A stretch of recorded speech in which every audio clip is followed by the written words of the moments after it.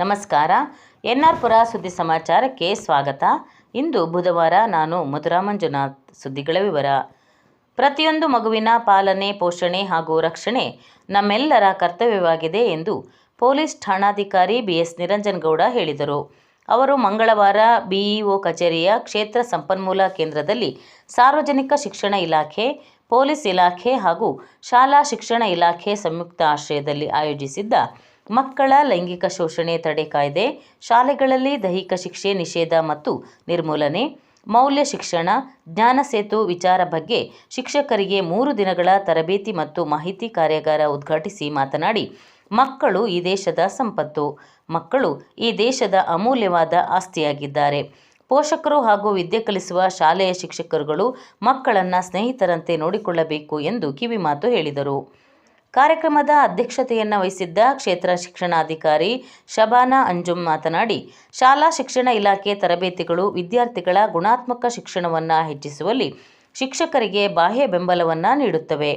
ಶಾಲೆಗಳಲ್ಲಿ ಇಂತಹ ಮಾಹಿತಿ, ಅರಿವು, ಜಾಗೃತಿ ಕಾರ್ಯಕ್ರಮಗಳನ್ನು ಆಯೋಜಿಸುವುದರಿಂದ ಮಕ್ಕಳ ಲೈಂಗಿಕ ದೌರ್ಜನ್ಯ, ಶೋಷಣೆಗಳನ್ನು ತಡೆಗಟ್ಟಬಹುದಾಗಿದೆ ಎಂದರು.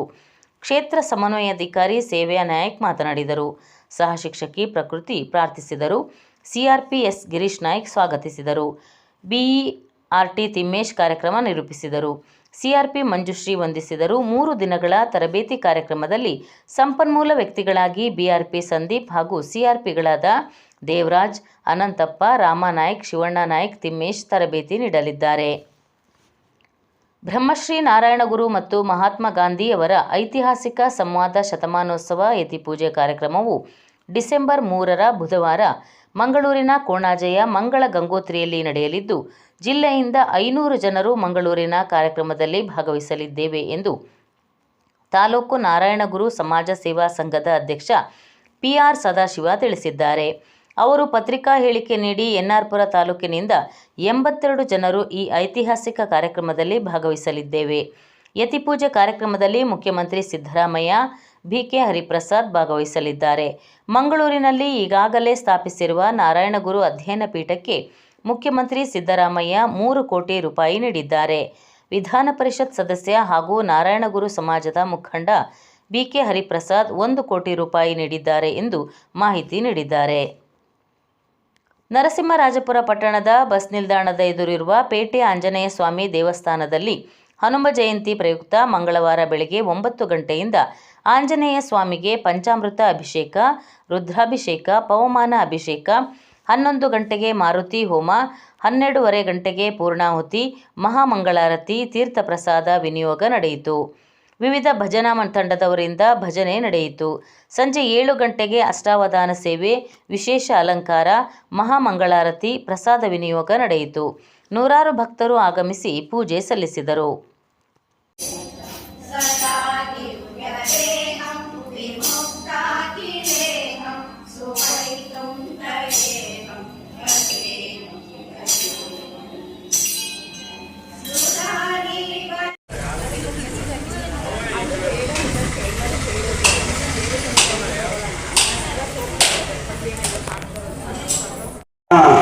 ತಂಡದವರು ಈಗ ತಾನೇ ಶ್ರೀ ಭಾರತಿ ಭಜನಾ ಸೇವಾ ಮಂಡಳಿಯವರು ಈಗ ಶ್ರೀ ಶಾರದಾ ಮಾತಾ ಭಜನಾ ಮಂಜು ಹೆದ್ದೂರ್ ನಿರ್ದೇಶನದಲ್ಲಿ ಸಂಪೂರ್ಣ ಮಲೆನಾಡಿನ ಭಾಷೆಯ ಮಲೆನಾಡು ಭಾಗವಾದ ತೀರ್ಥಹಳ್ಳಿ ಸುತ್ತಮುತ್ತ ಚಿತ್ರೀಕರಿಸಿದ ಪಾಠಶಾಲೆ ಎಂಬ ಸಿನಿಮಾ ನವೆಂಬರ್ 28ರಂದು ಬಿಡುಗಡೆಯಾಗಿದ್ದು, ಈ ಸಿನಿಮಾದ ಮುಖ್ಯ ಪಾತ್ರದಲ್ಲಿ ನರಸಿಂಹರಾಜಪುರ ತಾಲೂಕಿನ ಕಣಿವೆ ವಿನಯ್ ಹಾಗೂ ಕಣಿವೆ ವಿನಯ್ ಅವರ ಪುತ್ರಿ ಕುಮಾರಿ ಪ್ರಕೃತಿ, ನರಸಿಂಹರಾಜಪುರದ ಅಂಗನವಾಡಿ ಕಾರ್ಯಕರ್ತೆ ಮಂಜುಳಾ ನಟಿಸಿದ್ದಾರೆ.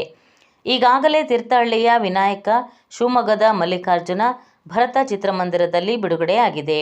ಪ್ರಮುಖ ಪಾತ್ರದಲ್ಲಿ ನರಸಿಂಹರಾಜಪುರದ ಕಣಿವೆ ವಿನಯ್, ಚಾವಾ ಖ್ಯಾತಿಯ ಬಾಲಾಜಿ ಮನೋಹರ್, ಅಣ್ಣಯ್ಯ ಜೊತೆಯಲ್ಲಿ ಖ್ಯಾತಿಯ ಕಿರಣ್ ನಾಯಕ್, ಕಾಮಿಡಿ ಕಿಲಾಡಿ ಖ್ಯಾತಿಯ ಗಜ, ಒಲವೇ ನಿಲ್ದಾಣ ಖ್ಯಾತಿಯ ಅಕ್ಷಯ್ ಮುಂತಾದವರು ನಟಿಸಿದ್ದಾರೆ.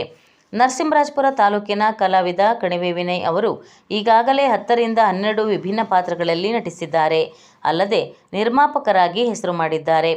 ಕುದುರೆಗುಂಡಿಯಲ್ಲಿ ವಿಶ್ವ ಹಿಂದೂ ಪರಿಷತ್ ಬಜರಂಗದಳದ ಸಂಯುಕ್ತ ಆಶ್ರಯದಲ್ಲಿ ಹರಿಹರಪುರ ಮಠದ ಶ್ರೀ ಸ್ವಯಂಪ್ರಕಾಶ ಸಚ್ಚಿದಾನಂದ ಸರಸ್ವತಿ ಮಹಾಸ್ವಾಮೀಜಿಗಳ ಆಶೀರ್ವಾದದೊಂದಿಗೆ ದತ್ತ ಜಯಂತಿ ಅಂಗವಾಗಿ ಹಿಂದೂ ಸಮ್ಮಿಲನ ಕಾರ್ಯಕ್ರಮವು ನವೆಂಬರ್ 3ರ ಬುಧವಾರ ಅಂದರೆ ಇಂದು ಸಂಜೆ 6:30 ಗಂಟೆಗೆ ನಡೆಯಲಿದ್ದು, ಕುದುರೆಗುಂಡಿ ಪಟ್ಟಣದಿಂದ ಶ್ರೀ ಕ್ಷೇತ್ರ ಕಪಿಲೇಶ್ವರ ಸನ್ನಿಧಿಯವರೆಗೆ ದೀಪೋತ್ಸವ ನಡೆಯಲಿದೆ.